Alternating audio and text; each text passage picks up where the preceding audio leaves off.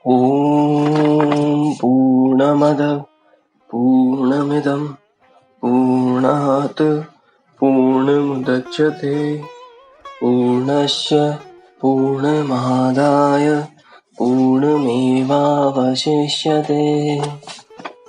श्री जगदम्बिकायै नमः।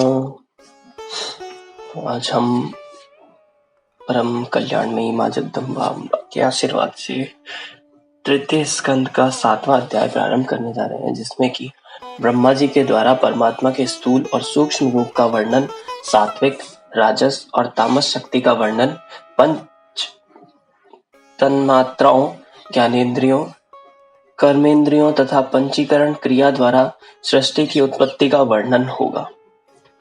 तो एक बार फिर से परम कल्याणमयी माँ जगदम्बा अम्बा के चरणों में अपना ध्यान करते हुए श्री ब्रह्मा जी बोले, हे महाभाग नारद, मैंने विष्णु तथा शंकर ने इस प्रकार प्रभाव वाली उन देवी को तथा अन्य सभी देवियों को पृथक पृथक देखा। व्यास जी बोले, पिता का यह वचन सुनकर मुनिवर नारद परम प्रसन्न होकर प्रजापति ब्रह्मा जी से यह बात पूछी। नारद जी बोले, हे पितामह, आपने जिन आदि अविनाशी निर्गुण अच्युत तथा अव्यय परम पुरुष का दर्शन तथा अनुभव किया, उनके विषय में बताइए। हे पिताजी, आपने त्रिगुण संपन्ना देवी का दर्शन तो कर लिया, निर्गुणा शक्ति कैसी होती है? हे कमलोद्भव, अब आप मुझे उन शक्ति का तथा परम पुरुष का स्वरूप बताइए, जिनके लिए मैंने श्वेत द्वीप में महान तपश्चर्या की और क्रोध शून्य सिद्ध पुरुषों को, महात्माओं तथा तपस्वियों के दर्शन किए। वे परमात्मा मुझे दृष्टिगोचर नहीं हुए। हे प्रजापति, इसके बाद भी उनके दर्शनार्थ में वहां बार बार घोर तपस्या की। हे तात, आपने मनोरमा सगुणा शक्ति का दर्शन किया है। आप मुझे बताइए कि निर्गुणा शक्ति और निर्गुण परमात्मा कैसे हैं? व्यास जी बोले, नारद जी ने अपने पिता प्रजापति ब्रह्मा से ऐसा पूछा, तब उन पितामह ने मुस्कुराते हुए रहस्यपूर्ण वचन कहा।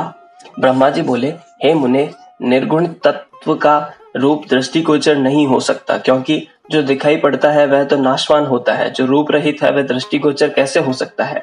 निर्गुणा शक्ति को जान पाना अत्यंत दुरूह है और उसी प्रकार निर्गुण परम पुरुष का साक्षात्कार भी अति दुष्कर है। ये दोनों केवल मुनिजनों के द्वारा ज्ञान से प्राप्त तथा अनुभूत किए जा सकते हैं। आप प्रकृति तथा पुरुष दोनों को आदि अनंत अंत से सर्वदा रहित जानिए। ये दोनों विश्वास से जाने जा सकते हैं, अविश्वास से कभी नहीं। हे नारद, सभी प्राणियों में जो चैतन्य विद्यमान है उसे ही परमात्मा स्वरूप जानो।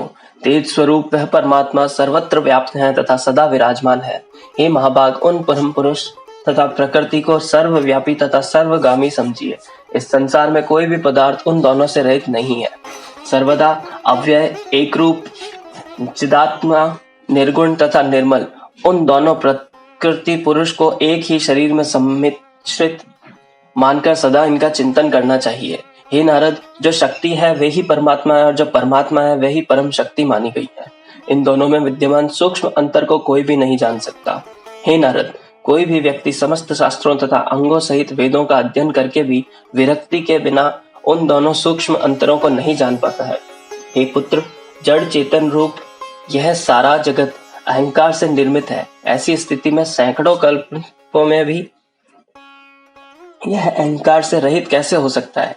हे पुत्र, सगुण मनुष्य निर्गुण को नेत्र से कैसे देख सकता है? अतः हे महाबुद्धे, उन परमात्मा के सगुण रूप का मन से सम्यक ध्यान करते रहो। हे मुनि श्रेष्ठ, पित्त से आच्छादित जिह्वा किस प्रकार यथार्थ रस का अनुभव न करके केवल कटु रस का अनुभव करती है तथा पित्ताच्छादित नेत्र यथार्थ रूप से देखकर केवल पीले रंग को ही देखते हैं, उसी प्रकार गुणों से आच्छादित मन उस निर्गुण परमात्मा को कैसे जान पाएगा? क्योंकि मन भी तो अहंकार से उत्पन्न हुआ है, तब वह मन अहंकार से रहित कैसे हो सकता है? जब तक अंतःकरण गुणों से रहित नहीं होता तब तक परमात्मा का दर्शन कैसे संभव है? जब मनुष्य अहंकार विहीन हो जाता है तब वह अपने हृदय में उनका साक्षात्कार कर लेता है। नारद जी बोले, हे देवेश, तीनों गुणों का स्वरूप है, जो तीनों रूपों का स्वरूप है, उनका विस्तार पूर्वक वर्णन विवेचन कीजिए और त्रिगुणात्मक अहंकार के स्वरूप का भी वर्णन कीजिए। हे पुरुषोत्तम, सात्विक, राजस और तीसरे तामस अहंकार के स्वरूप भेद को बताइए। इस प्रकार गुणों के विस्तृत लक्षणों को विभाग पूर्वक मुझे बताइए। हे प्रभु, मुझे ऐसा ज्ञान दीजिए जिसे जानकर मैं पूर्ण रूपेण मुक्त हो जाऊं। ब्रह्मा जी बोले, हे निष्पाप, इस त्रिविध अहंकारी की 3 शक्तियां हैं, मैं उन्हें बताता हूं। वह है ज्ञान शक्ति, क्रिया शक्ति तथा तीसरी अर्थ शक्ति। उनमें सात्विक अहंकारी ज्ञान शक्ति, राजस की क्रिया शक्ति और तामस की द्रव्य शक्ति, ये तीनों शक्तियां आपको बता दी। हे नारद, अब मैं कार्यों को सम्यक रूप से बताऊंगा, सुनिए।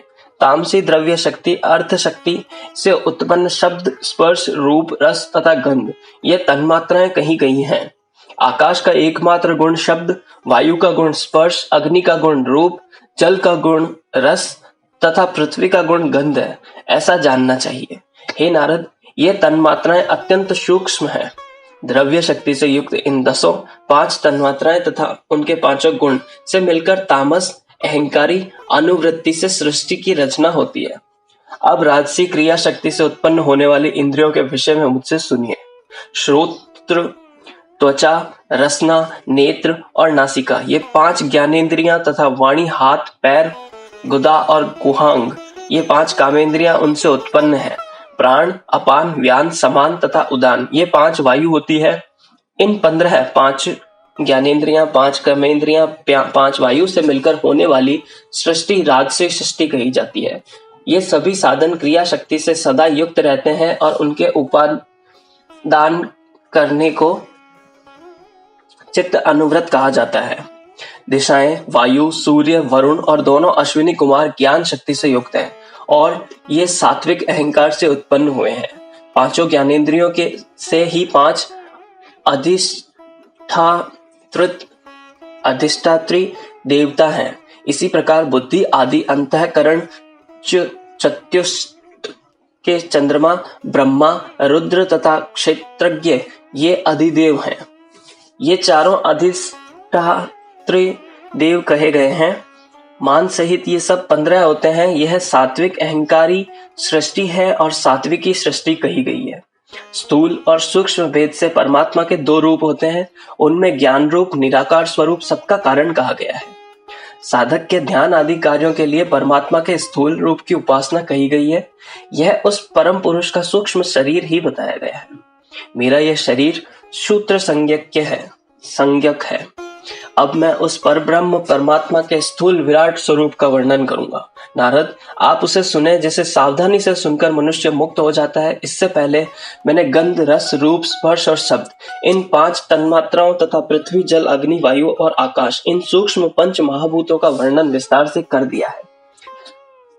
उन्हीं 5 को मिलाकर पंचीकरण की क्रिया से परमात्मा ने पंचभूतमय देह की सृष्टि की है।